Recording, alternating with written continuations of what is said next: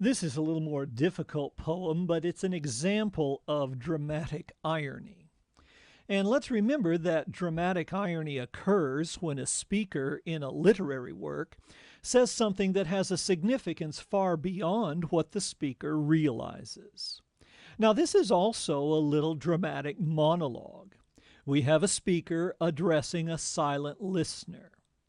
As the poem goes forward, we understand that the speaker is a teacher who is addressing a student. The context of the poem is an art class. The student has completed a painting, and the speaker is critiquing it. Now let's skip down to near the end of the poem and look at the dramatic irony. Then we'll go back to the beginning and look at some of the details. This is the trouble with your work, you see. It seems to have a life of its own. Well, that's what art is supposed to have, a life of its own. It's supposed to express the individualized vision of the artist. But the teacher has forgotten that, or perhaps never understood it. The teacher wants to impose his or her vision and ideas on the student. And we might note that nothing in the poem tells us whether the speaker is male or female. Well, let's look at the poem's details. There is much that should be altered here. The cloud in the left-hand corner is not really necessary. The two people who stand by the door of the farm look far too homely. I would transfer them to the fields with bent and aching backs, hoeing turnips, but not picking strawberries, I think. Strawberries smack of decadence, bringing marquises, debutantes, or even fetes to mind.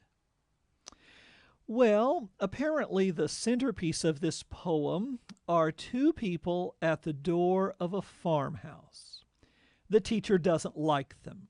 They're too homely or unattractive. So the teacher's idea is that they be transferred to the background. They should be out in the fields with aching backs hoeing turnips. Now, perhaps these two who stand by the door are holding strawberries. And the teacher doesn't like that. To the teacher, strawberries smack of decadence.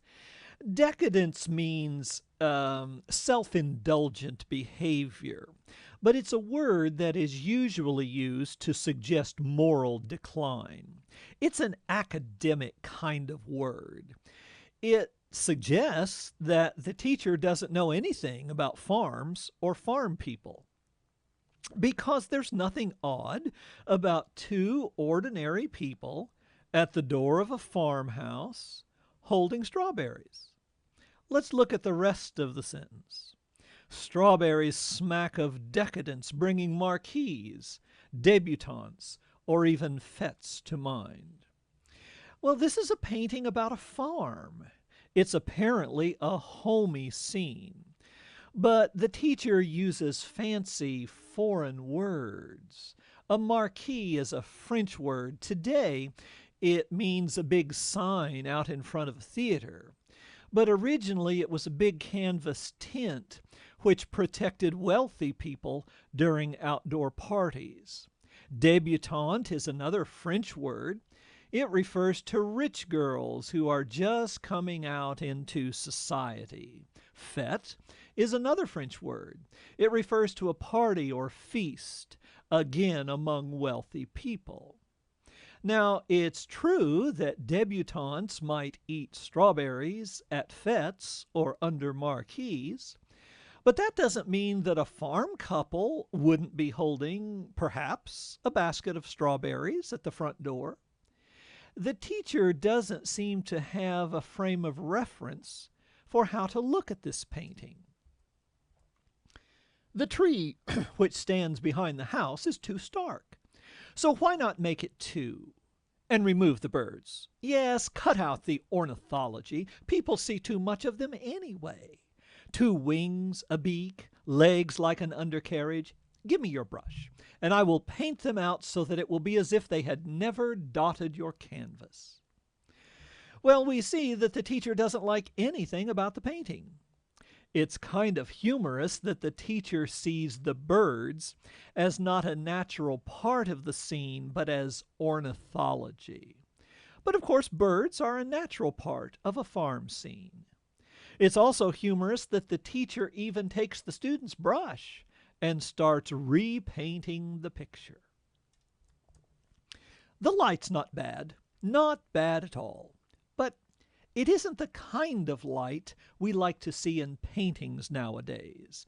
Rather somber, I thought, as if the two lonely figures in the field might soon pack up and go home for tea. The only thing the teacher speaks well of is the light.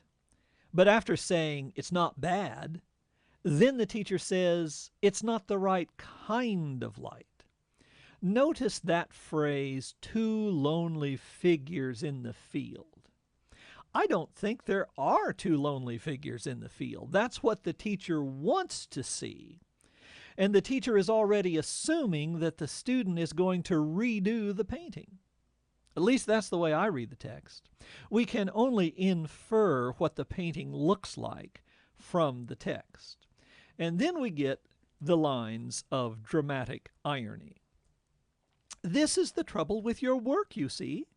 It seems to have a life of its own. For myself, I would have them drinking wine and lift the whole lot from Wales to Brittany. Have them drinking wine? Obviously, the teacher is on a completely different wavelength. And when the teacher says, lift the whole lot from Wales to Brittany, that's another way of making it an entirely different painting. Here are a couple of images I got from the internet that illustrate the differences between Wales and Brittany.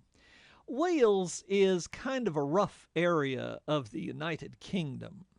Rough in the sense of topography and weather. A farm in Wales would be rustic. Brittany, on the other hand, is a part of France. It's kind of a wealthy area, very beautiful, picturesque little farms and cottages, very different from Wales. So the point is that the teacher has no sensitivity to the value of the student's individuality, and yet the teacher doesn't get it.